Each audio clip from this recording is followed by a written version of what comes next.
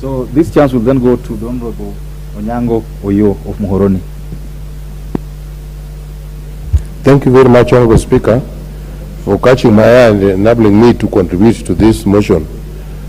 Honorable Speaker, although I'm a ranking member of this committee, for other reasons I was not able to accompany the committee to Kericho, but I believe that the reason why a lot of investigations have been referred to the DCI because they did not come out very explicit cases or exhibits to prove the allegations.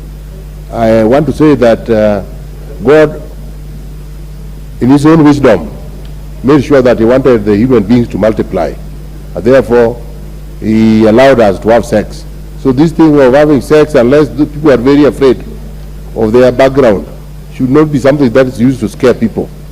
I am wondering that the women folk spend a lot of time defending themselves and wanting to demonize anything sexual as if it is the only guilt or offense that happens in this world. That is not true, because proper analysis will show you that many women who push themselves the ladder of employment, including those who get voted to parliament, also push for sexual favors. And it is only men. It's not only men. And I want to say that in this case, proper investigation should be done by the DCI, and the culprits should be brought to books so that the truth about the whole thing is known.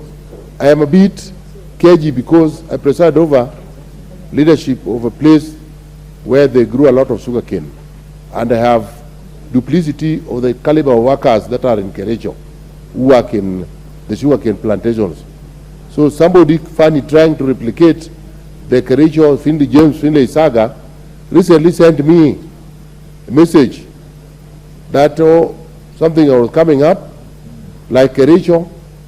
The workers in the sugarcane are also known to benefit, to get promotions or get other considerations after having sex with the supervisors of those sugarcane factories. So I should have an investigation and know the truth and see how it can be stopped. But I'm not gullible, so I quickly told him that the sugar industry stopped these things of using the sugarcane plantation, I mean the weeders and those plantation workers. They are now subcontracted to businessmen.